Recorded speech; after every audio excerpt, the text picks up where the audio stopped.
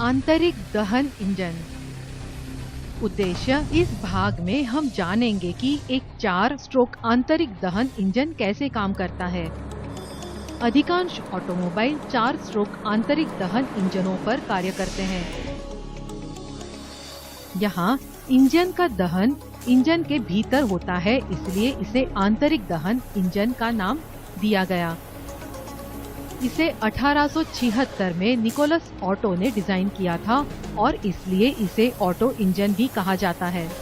संरचना, एक 4 stroke engine मुख्य रूप से निम्न से मिलकर बना होता है। चलायमान पिस्टन वाले विद्युत रोधी वायु रोधी सिलेंडर जो संयोजन छड़ों द्वारा क्रैंक शैफ्ट से जुड़े होते हैं। निवेशी वाल्व इंजन वायु के मिश्रण को सिलेंडर में आने देता है। स्पार्क प्लग चिंगारी पैदा करता है और ईंधन वायु मिश्रण को प्रज्वलित करता है तथा निकास वाल्व निकास गैसों को सिलेंडर के बाहर निकाल देता है। कैम शैफ्ट उचित समय पर वाल्वों के खुलने और बंद होने को नियंत्रित करते हैं। अपनी गतियों में तुल्यकालन को बनाए रखने के लिए कैम शैफ्ट क्रैंक शैफ्ट से टाइमिंग चेन द्वारा जुड़े रहते हैं और सिलेंडर के किनारे के चारों ओर एक जैकेट होता है जिससे लगातार दहन के दौरान उत्पन्न अतिरिक्त ऊष्मा अवशोषित करने के लिए पानी का प्रवाह होता रहता है। एक आदर्श 4 स्ट्रोक इंजन की क्रियाविधि। 4 स्ट्रोक इंजन को यह नाम इसीलिए दिया गया है क्योंकि इस इंजन के प्रत्येक चक्र में 4 स्ट्रोक होते हैं, अर्थात निवेशी स्ट्रोक, संपीड़न स्ट्रोक, पावर स्ट्रोक और निकास स्ट्रोक, जिनकी एक के बाद एक बार बार पुनरावृत्ति होती रहती है। पीवी आरेख से हमें इंजन के प्रत्येक चक्र के दौरान दाब बनाम आयतन का आलेख प्राप्त होता है। इंजन चक्र की शुरुआत तब होती है जब पिस्टन अपनी शीर्ष अवस्था में होता है। इसे टॉप डेड सेंटर या टीडीसी कहते हैं और इस समय दोनों वाल्व बंद होते हैं।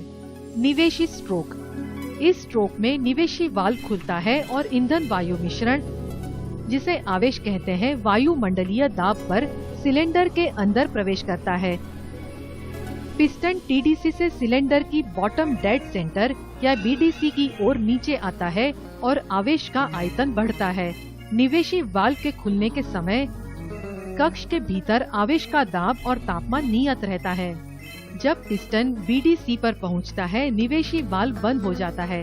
अब सिलेंडर वायुमंडलीय दाब पर ईंधन वायु मिश्रण से भरा होता है।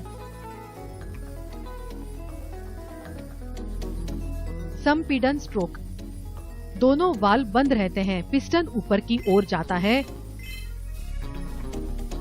अब ईंधन वायु मिश्रण संपीड़ित होता है और इसका आयतन घटता है। संपीड़न से सिलेंडर में गैसों के दाब और तापमान में वृद्धि होती है। पिस्टन के टीडीसी पर पहुंचने से ठीक पहले स्पार्क प्लग चिंगारी पैदा करता है और ईंधन में विस्फोट होता है।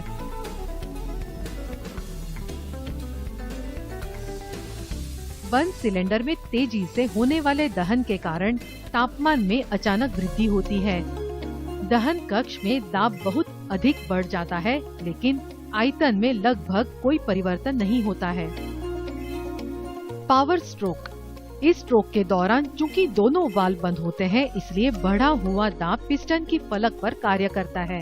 अब पिस्टन नीचे बीडीसी की ओर बढ़ता है। फलस्वरूप गैस द्वारा घिरे आयतन में वृद्धि होती है। सिलेंडर एक ऊष्मा का स्थानांतरण न होने के कारण गैसों का दाब और आयतन कम हो जाता है। पिस्टन पर किया गया कार्य संयोजन छड़ द्वारा क्रैंक शैफ्ट तक संचारित होता है, जहां पिस्टन की रैखिक गति को क्रैंक शैफ्ट की घूर्णन गति में बदल दिया जाता है।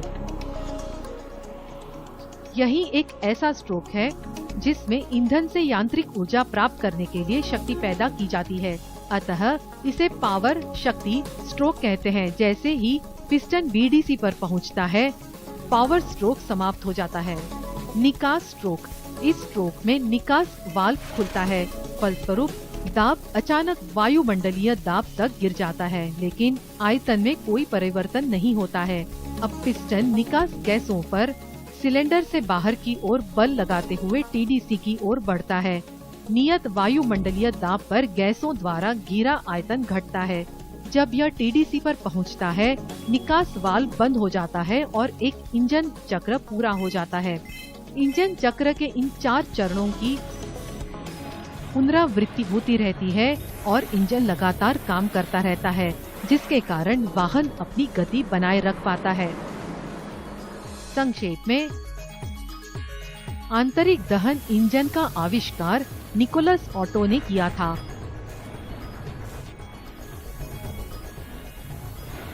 जो ईंधन वायु मिश्रण को एक दहन कक्ष के अंदर जलाकर इसकी ऊर्जा को यांत्रिक ऊर्जा में बदलता है और एक आंतरिक दहन इंजन के इंजन चक्र में 4 स्ट्रोक होते हैं, जिनके नाम है निवेशी स्ट्रोक, संपीड़न स्ट्रोक, पावर स्ट्रोक और निकास स्ट्रोक।